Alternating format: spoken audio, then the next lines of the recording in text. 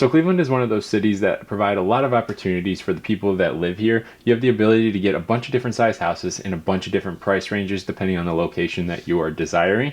But today we are going to be focusing on everything related to downsizing. Maybe you've got a bigger house and you need something that's a little bit more manageable, or maybe you're spending too much money on the house that you have now and you need something a little bit smaller so that way you can go spend some time traveling. Just having more flexibility with that manageable house is going to make your life a lot easier, whether it be financially or just your overall happiness. My name is Sam Oler and I'm a realtor in the greater Cleveland area, so if you're starting to think about making a downsize or moving over this way, feel free to reach out to me. I've got programs that are going to make your life a lot easier, and whether you're looking to move in 9 weeks or say 9 months, these programs are really going to streamline that process and make your life a lot easier. As always, you can find all of my contact information down in the description, but we need to stick to today's topic, which is downsizing in the greater Cleveland area. Now, there's a few reasons why someone would want to downsize in this Midwestern area, and the main one is going to be the affordability. If you've lived here your whole life, or if you're relocating here, it's no secret that it's being pumped on a bunch of different websites as one of the most affordable areas to live in the United States. As far as safety versus convenience goes, if you land in this greater Cleveland area, there's going to be a few different counties that you can choose from. The one that Cleveland is a part of is going to be Cuyahoga County, and the average house price is going to be about $170,000, and that's taking into account of all of the areas of Cleveland. So a lot of the times, the closer you get to downtown, the cheaper the price for the home is going to be.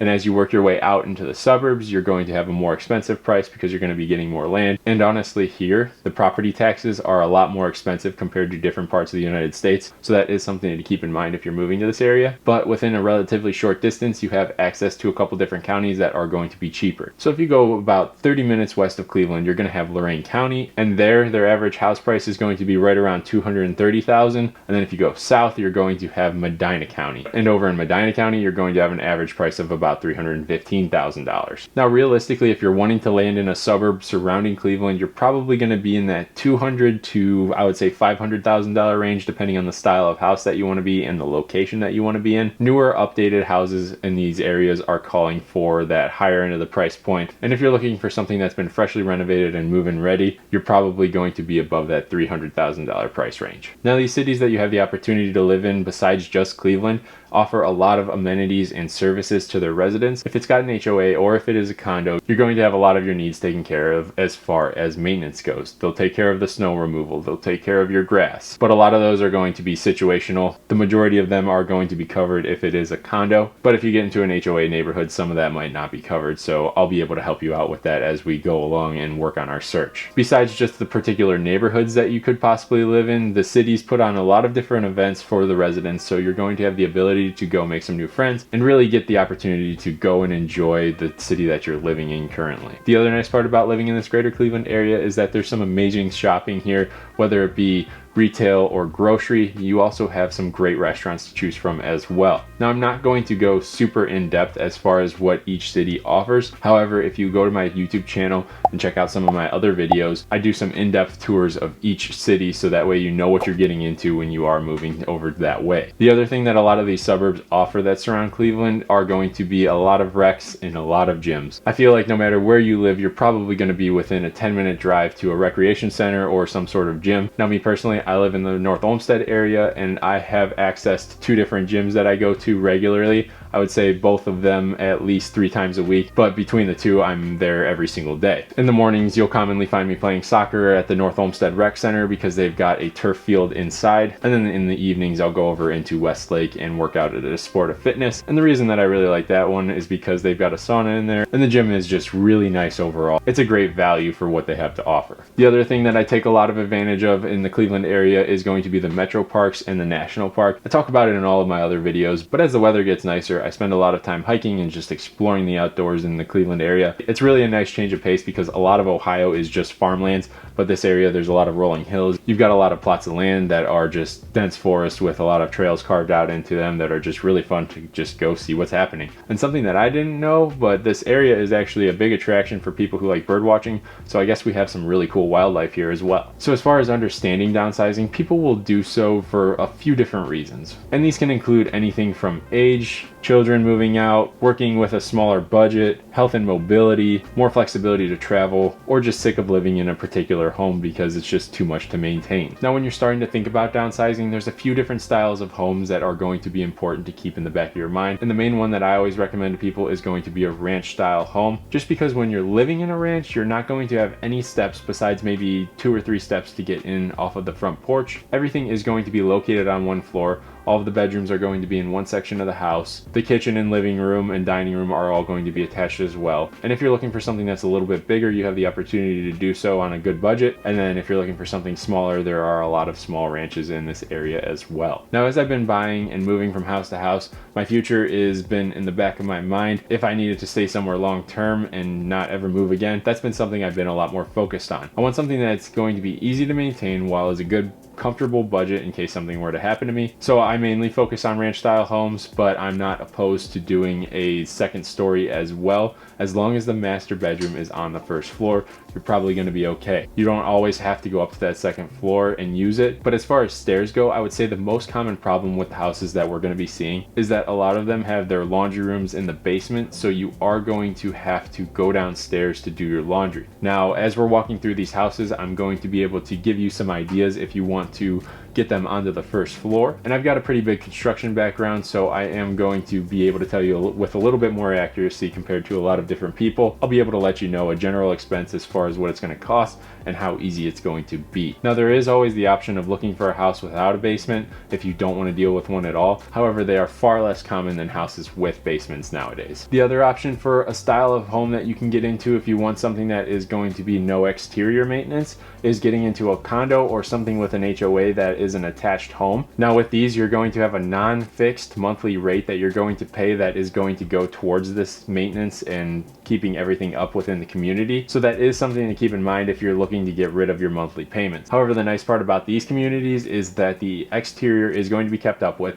The community is going to look incredibly nice. They're going to handle your snow removal. They're going to cut the grass. The exterior of the home is on them, so your roof, your siding, sometimes your windows are even going to be covered by the HOA. So if something were to go bad, it's not going to be on you to fix. It's going to give you a lot more ease as far as having to worry about some bigger maintenance issues that could pop up, because roofs now are commonly costing 10 to 15 grand to replace. Depending on how many and the quality of the window that you choose, if you have to replace those, they can be an even heavier expense than the roof and the siding. So depending on what your goals are and your level of comfortability with what you're living in, we've got different options that are going to fit exactly what you need. Now, as you start to get into the planning stage of your downsize, there's going to be a lot of questions that you need to keep in mind. How big of a house is too big for you to maintain? How many beds and bathrooms do you want? What style of home do you want? Where do you want to be located? How much do you want to spend? What lot size is maintainable for you? Those are going to be the main ones that you're going to want to keep in your mind, just so that way you can narrow it down. If you currently own the home that you live in, we're going to be able to help you transition and sell that one as well while we're moving into the new house. And the systems that we've come up with are going to make that a seamless process, just so that way you don't have to worry about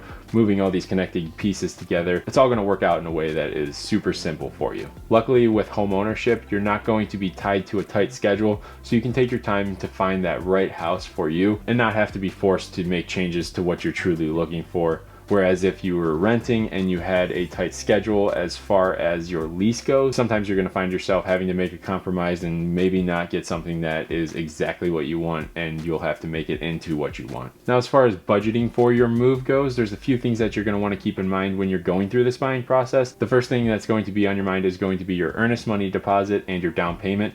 Now, both of these go towards the purchase of the home. Your earnest money is just showing that you're serious about buying the home while you have it under contract, and the title company holds on to that money. So it is protected and you don't have to worry about losing it. The next thing on that list that you're going to have to pay up front is going to be 1 year's worth of homeowner's insurance if you're taking out a loan. And that usually comes in right around $1,000 in total. And that's a necessary expense for when you own a home. You're always going to want to make sure you have that protected. Another thing that you're going to have to pay for up front is going to be an appraisal if you are taking out a loan, and those can land right around $500. Each house that sells in the greater Cleveland area is going to have a survey done, and that usually lands around $250. It varies depending on who the company is that's going out. You're going to want to have a home inspection, and this is something that I feel like is non-negotiable. You need to have a home inspection, because I'm going to be able to give you an idea of the quality of the house as we're walking through it, However, I'm not going to be testing outlets. I'm not going to be looking for super strict structural stuff. I can look for obvious stuff, but I'm not going to be picking it apart. I'm not going to be checking the mechanicals.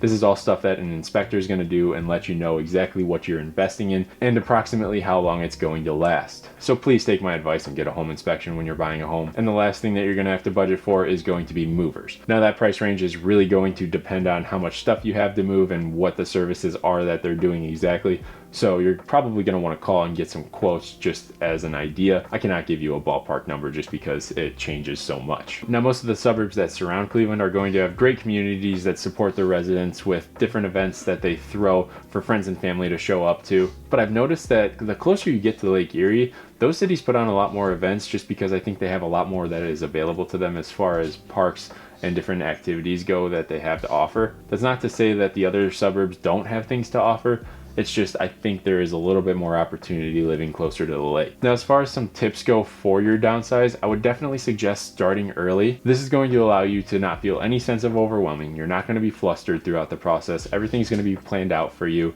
It's just going to be simple and smooth if you take the precautions necessary. A lot of the times when people are downsizing, they have a lot of stuff to get rid of. So I have a method that I recommend using that you can classify each of your items as, and you can classify each one as keep, donate, sell, or discard.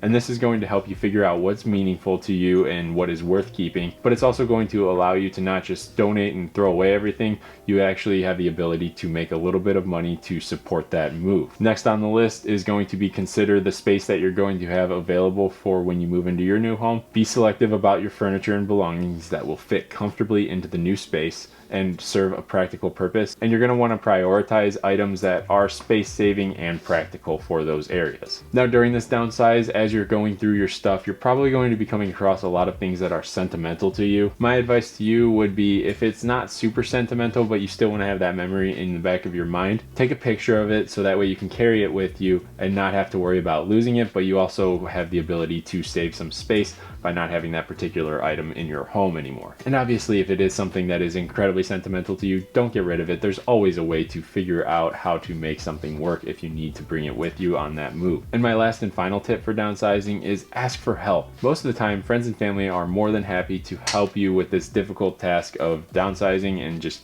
decluttering and making this moving process a little bit easier on you. That's something that I personally struggle with. Is if I take a project on, I'm usually not one to ask for help, but that is something that I'm working on, and there is a lot of value in having a helping hand, just so that way it makes the time move a little bit quicker and you have a little bit more fun doing it. Now, when you make a move, there's a pretty good chance that you're going to be working with some sort of real estate professional, and if you do decide to work with me, I'd be honored in having the responsibility of helping you transition to your next home. I have a really good track record of helping my clients buy and sell their homes in the greater Cleveland area, and even if you are just moving away from the area, I am going to be able to help you out as well. I have a lot of contacts for real estate professionals all over the United States that will make your life a lot easier, rather than just picking some random person and entrusting them without doing any sort of due diligence. Now, if you're starting to think about making this move, feel free to reach out to me. All of my contact information is down in the description. But if you find yourself down there checking out my social media or trying to get a hold of me, before you go, click that like button and subscribe, because it's going to keep you up to date with everything that's happening in the Cleveland area as far as living here goes. I try to give you a pretty accurate representation of what it's like. So with all that being said, I'm going to leave the video there. I'll catch you in the next one.